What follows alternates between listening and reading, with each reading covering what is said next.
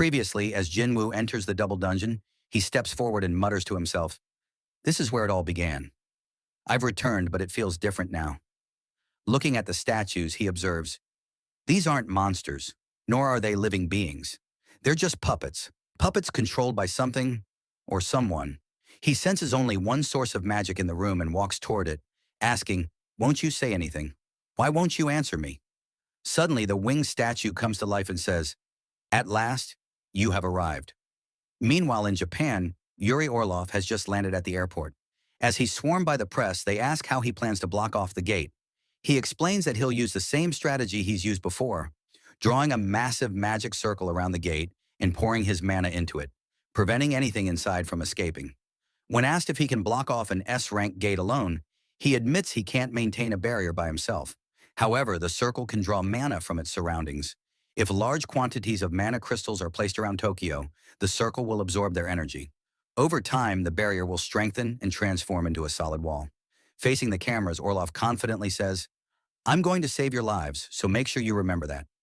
Chairman Go Gun-hee, watching the interview, comments, "I'm not sure if he can block an S-rank gate, but I'm sure of what will happen if he fails." He then asks Woo Jin-chul what hunter Sung Jinwoo has been up to. Woo reports that Jinwoo is currently raiding gates in Seoul. He adds that the Ajin Guild has requested permits for all gates marked on a list. However, those gates are located in districts managed by the White Tiger Guild, Hunters Guild, and Fiend Guild, which may cause some friction. Despite this, the chairman gives his approval. Woo Jin-chul then excuses himself to take a call. The caller reports another gate appearing at a school recently attacked by orcs. While it doesn't seem serious at first, a double dungeon has been discovered inside. More importantly, Hunter Jinwoo has already entered it. Back inside the double dungeon, Jinwoo faces the moving statue, which breaks a stone slab and says, "I see you have finally made it this far." Seeing this, Jinwoo asks the creature if it's okay to destroy the stone slab, and whether it was the one who summoned him here. The creature replies yes, and Jinwoo asks if it is a monster. The creature responds that Jinwoo is asking the wrong questions. Instead of asking who he is, Jinwoo should ask about the identity of himself. The being then declares that the final test will now begin. "If you are still standing by the end of it, I will tell you everything." Jinwoo sees all the stone statues starting to approach. In response, he begins to summon his shadow soldiers, but the being snaps its fingers and says, "That won't do. This is a test, so cheating is not allowed. You're the only one I wish to assess. I don't care about your servant's abilities." A notification appears before Jinwoo. "You are no longer authorized to purchase potions or other items from the shop. You cannot use quest rewards or level up bonuses for status recovery. You may not leave this room until the final test is completed." Seeing this, Jinwoo mutters, "So this is how it's gonna be. I didn't think all the cards in my hand would end up being useless." One of the stone creatures swings its weapon at him. Jinwoo thinks, "I can still use my inventory. In that case, I'll defeat everyone with just my strength." Before the attack lands, Jinwoo grabs the sword mid-swing and breaks it in two with sheer force. He hurls one of the broken pieces at the creature's face, but it doesn't finish it off. As the creature begins pulling the shard from its head, Jinwoo charges forward and kicks it, driving the fragment deeper into its face. Seeing this, the other stone statues begin attacking, but Jinwoo is too fast. He dodges all their strikes, leaps into the air, and stabs one of them in the head, taking it down. He then notices a distant statue launching an arrow at him. Reacting instantly, Jinwoo slices the arrow mid-air with his daggers and kicks one of the fragments back at the archer statue, destroying its face. As Jinwoo continues taking down the stone creatures, he thinks, "I've been waiting for this moment." Watching from above, the creature is impressed and says, "You've achieved so much with the body of a human. I am truly impressed." The creature floats in the air, observing the battle. As the fight drags on, Jinwoo reflects, "These statues look like they were teleporting before, but now I can see their movements. Each one is strong, but I can do this." The creature comments, "Truly impressive growth, but it's still too early for this test to end." Suddenly, Jinwoo hears a deep rumbling. He looks back and sees a massive stone statue approaching. It towers over even the powerful monsters he's currently fighting. The entity smirks, watching with anticipation. The scene shifts to the chairman's office, where Go Gun-hee is in a meeting. A person hands him some documents, stating that the contract stipulates Japan will give up rights to all the essence stones on Jeju Island. The chairman of the Japanese Hunter Association, Matsumoto Shigeo, explains their reason for this unusual offer. They wish to hire Hunter Sung Jin-woo. Chairman Go responds that Jinwoo is not affiliated with the Korean Hunters Association. Matsumoto acknowledges this but states that what they want from the Korean Association is simply a meeting with Jinwoo, as they've been unable to contact him directly. Hearing this, Go Gun-hee thinks, I can't believe they're willing to give up such a huge amount of money just for a chance to talk to him. He wonders if it's because they no longer have the power to block off the S-rank gate in Tokyo now that Goto Ryuji is dead. After pondering, Chairman Go puts the documents back on the table and says, I'd like to discuss this matter without the interpreters. Speaking in fluent Japanese, he surprises Matsumoto, who asks about it. Chairman Go explains that his father ran a small business in Japan when he was young. Once the interpreters leave, Chairman Go addresses Matsumoto directly. If this is another one of your crafty tricks, I suggest you stop now. Matsumoto is shocked and asks what he means. Chairman Go says he's aware that the Blade Guild has cut ties with Matsumoto. Matsumoto jumps up in surprise and asks how he knows. Chairman Go explains that it was obvious. He noticed the Blade Guild had rejected funding from the Japanese Hunters Association and only accepted government subsidies. The Blade Guild used to be the backbone of the association under Goto Ryuji. But now that Goto is gone, the balance of power is collapsing, and the association is struggling to maintain control. He warns Matsumoto that if the gate in Tokyo isn't sealed properly, he will bear full responsibility. Chairman Go then pulls out a recording device, revealing it belonged to Goto's team. He accuses Matsumoto of malicious intentions and says everything happening in Japan, the death of Goto, the fall of the Blade Guild, internal guild conflicts, and the human cost, will fall squarely on his shoulders. When Matsumoto asks about the device, Chairman Go reveals it's connected to Matsumoto's own receiver. He crushes it with such force that the table beneath it shatters. I'm not cold-hearted enough to let an entire country and all of Asia plunge into crisis because of one man's scheming, he says, adding, You'll have to thank Hunter Jinwoo for this one. Meanwhile, back in the double dungeon, Sung Jinwoo continues fighting the stone creatures. Despite taking out many, they keep coming. He notices the giant statue in the back with glowing eyes. It's preparing an attack. Realizing he won't dodge in time, Jinwoo uses Commander's Touch to lift some statues and forms a shield. However, the massive beam disintegrates the summoned soldiers and breaks through the barrier. Barely dodging the attack, Jinwoo thinks, I won't survive a direct hit, even at my current level. He decides to go after the larger statue first. As the statue lifts its foot to stomp him, Jinwoo dashes forward, dodging the blow and leaving a crater behind. The statue smirks, thinking it has crushed Jinwoo, until he reappears and rushes in again. The statue charges another attack, but Jinwoo uses Monarch's domain and his speed to get behind it. He combines this with Ruler's authority, realizing the gravitational force is stronger than before. He only used a small amount of mana, but it worked on a massive target.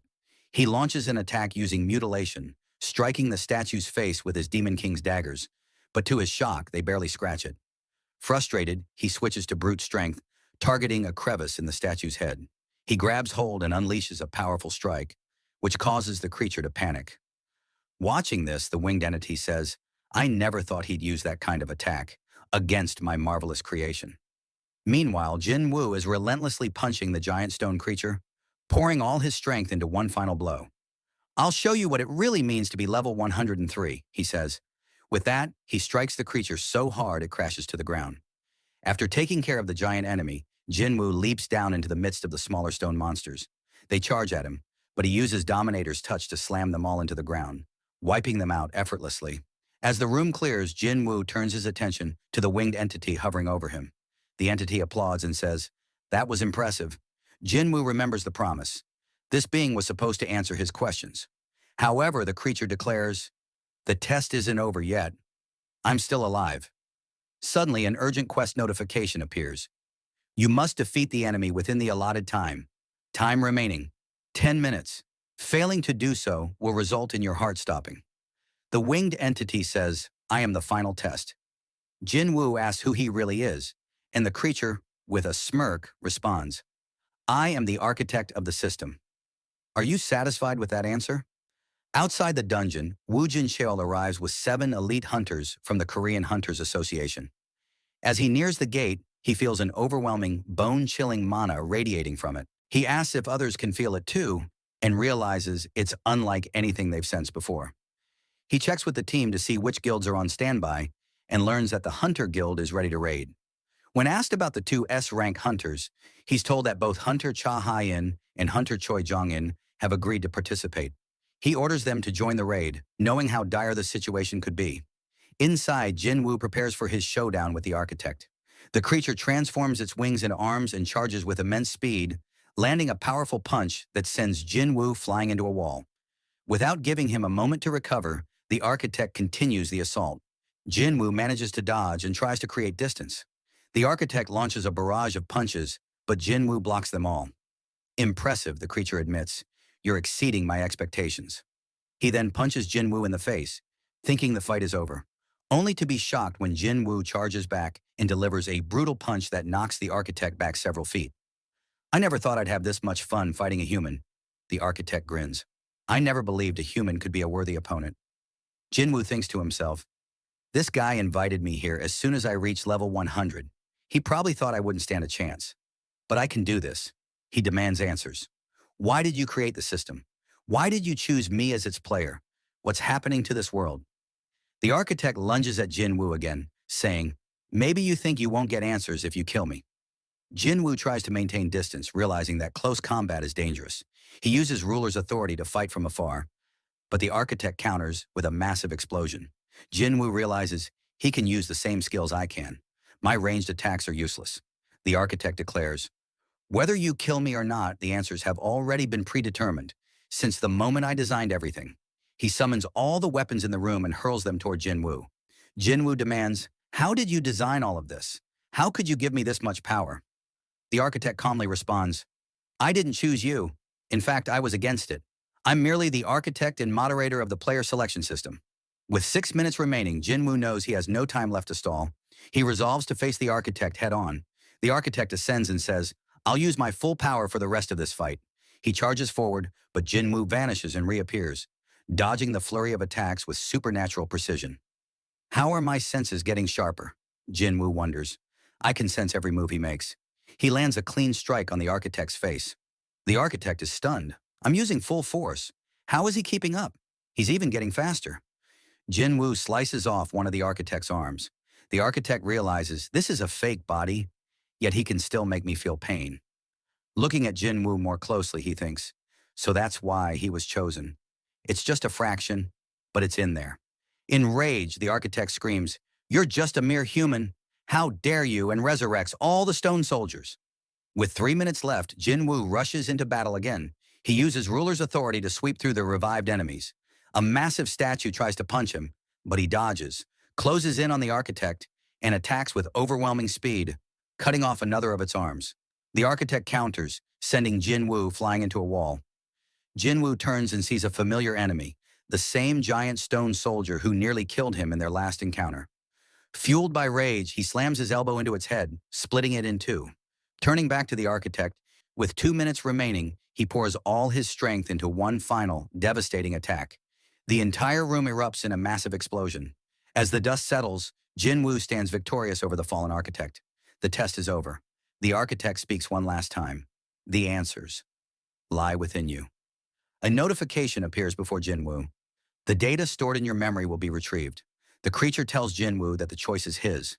He hesitates for a second and decides to accept. Suddenly, the place lights up, and Jinwoo is teleported to another dimension in spirit form. Below him is an enormous army of monsters. Seeing them, Jinwoo is terrified. He notices that all the monsters are looking up toward the sky and wonders what has caught their attention. Turning around, he sees a gigantic gate looming in the sky.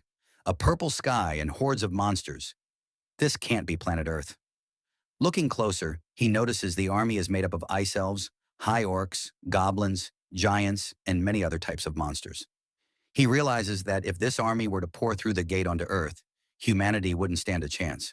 Suddenly, the sky begins to shatter, and soldiers with angel-like wings begin descending. These are the Silver Soldiers, the army of heaven. Soon, an epic battle begins between the Silver Soldiers and the monster army. The air is filled with the clash of weapons and the sound of armor breaking. Blood stains the battlefield as war cries quickly turn into screams of agony. The Silver Soldiers are strong and are dominating the monsters. Just when it seems the battle is nearly over, the Silver Soldiers suddenly halt one by one. A new presence enters the battlefield. Jinwoo is shocked. It's the domain of a monarch. The mysterious figure begins using shadow extraction on the fallen monsters, raising them from the dead. Jinwoo realizes who this is. the Shadow Monarch. An immortal army is born from death. The monsters who had sacrificed their lives now rise again, their blood turning dark and dense, filled with newfound strength. Jin Wu is overwhelmed. He can summon so many shadow soldiers. I can't even compare. The revived monsters charge once again. Shadow and silver armies become entangled in a fierce, explosive battle. The ground shakes. The silver soldiers should have won easily, but the tide turns with the appearance of a single being, the Shadow Monarch. The monarch cuts through the silver army with ease, using a skill Jin Wu recognizes as Dominion's authority. The shadow soldiers fall and rise again endlessly, wearing down their enemies through relentless resurrection. Wherever the monarch walks, a path of destruction follows. Victory seems imminent for the Shadow Monarch and his army, until they appear.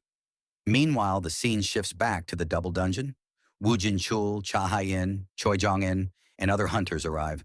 Sensing the enormous mana emanating from the chamber, Cha asks Wu if he's sure Jin Wu is inside. But something feels off. This mana, it isn't Jin Wu's. So whose is it? As they enter, they're shocked. Shattered stone statues and stone soldiers litter the room. Wu Jinchul mutters, "It's all true.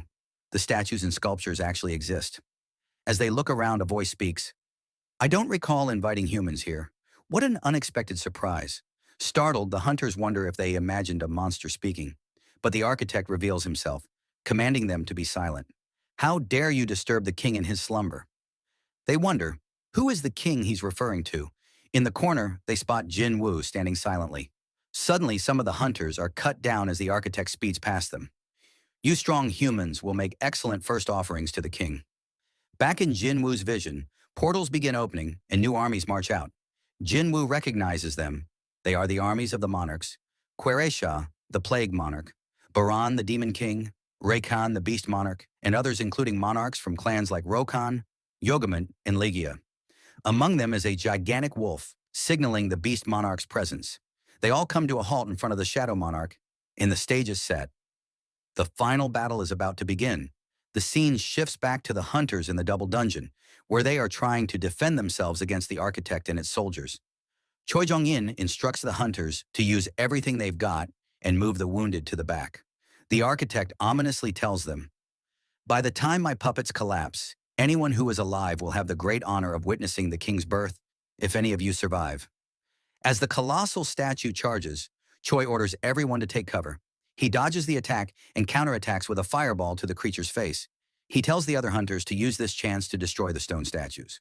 Wu Jinchul prepares to strike and punches the statue, but is shocked to see it has no effect. Choi attacks again with a fireball, but his magic also fails to damage the creature. The guild members panic, realizing none of their skills are working. Choi concludes that they are out of options and must wake up Sung Jin Wu, thinking he is under hypnosis. He throws a fireball at Jin Wu, saying it's the only way to wake him.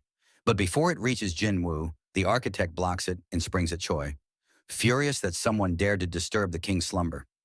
Choi is stunned and unable to move, convinced it's over for him, until Wu and other hunters stop the architect. Jin Wu, still trapped in a vision, witnesses a battle between the Shadow Army and all the demon clans.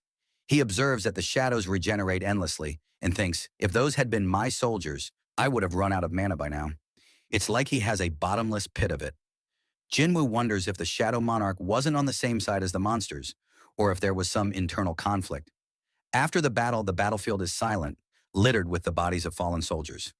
The Shadow Monarch approaches the defeated leader of the demon clans and asks, "We had a chance to end this war today. Why did you betray me?" The creature responds, "It's too bad I was unable to get rid of you." The monarch, furious, demands an answer again, but the creature speaks in demonic tongue. Enraged, the monarch picks him up by the mouth and crushes his face with his bare hands. Even this isn't enough to kill the demon. The monarch stares into its eyes and thinks, where have I seen them before? Removing its helmet, he discovers it's Baran, the demon king. Shocked, he wonders what Baran was doing there. He begins to look at his hands in confusion, and we realize that it was Sung Jin Wu all along, the one fighting the demon clans and the silver soldiers. Jin Wu is baffled that he didn't realize this sooner. He notices a heartbeat inside his chest, then discovers he has two hearts, a normal human heart and a black one. Suddenly, silver soldiers start descending from the sky, and a notification appears. Playback of retrieved data has ended. Back in the double dungeon, the architect speaks to Cha Haiyin, calling her quite interesting. He asks her to push beyond his designs. She attacks with sword dance, but the architect blocks it effortlessly and counterattacks, injuring her shoulder. As she screams, the architect explains that the dungeon system predicts and responds to every outcome, and their weapons are useless against the statues. Suddenly, Choi Jong-in lands a surprise hit on the architect, giving Cha the chance to run toward Jinwoo. But as she looks back, she sees the architect behind her, ready to grab her. She dodges in time, and the architect, seeing a shadow on her shoulder, asks what her relationship is with Jinwoo. She says, "We're friends. I'm here to save him." The architect smiles and says, "Then I'll give you a chance. Today is the day one of the greatest monarchs in this world will rise. You may watch, but the rest of the humans will die." Just then, a voice responds, "Who said that?" And the architect is punched in the face by Jinwoo, shattering its mouth. As the creature falls, Jinwoo demands, "What have you done to my body?" All the hunters breathe a sigh of relief, knowing that Jinwoo is awake. As Jinwoo crushes the architect's face under his foot, the architect protests, "You're not the king. How can you control yourself, even with the Black Heart?" From this, Jinwoo realizes the overwhelming power is coming from the Black Heart. A notification appears. Mana increased by 100,000. Analyzing the architect's reaction, Jinwoo confirms this wasn't supposed to happen. The Black Heart wasn't meant to benefit him. All the data he retrieved hadn't given him a full answer. Jinwoo asked the architect, "You said you were against choosing me as a player? Why? What was the point of choosing someone? What were you trying to do?" In desperation, the architect screams, "Shadow Monarch, you've got us. Do you think the other monarchs will stay quiet after what you've done?" Jinwoo draws his daggers and demands an answer. Meanwhile, the hunters panic as they see all the previously inactive statues come to life. The architect warns Jinwoo that if he is killed, no one will be able to stop the dolls. Jinwoo coolly asks, "What if I kill you and take care of them myself?" The architect claims that if he dies, the system will collapse. Jinwoo smirks, saying, "There was always the possibility I could go back to being an E-rank hunter." He explains that just because the system's creator disappears doesn't mean the system will vanish. The architect attempts to access the system, but is blocked by repeated notifications. Access denied. Stunned, he turns to Jinwoo, who tells him, "I'm going to kill the system. I'll swallow it whole." Refusing to accept reality, the architect yells that it must be a system glitch. In frustration, he lunges, but Jinwoo slices him into pieces with his daggers. As the pieces fall, the architect delivers one final prophecy. "When the pillars of fire that hold the heavens are raised, an inevitable death will approach your way." Jinwoo, with a steely glint in his eyes and a cold smirk, simply responded, "As you please." The episode ends here.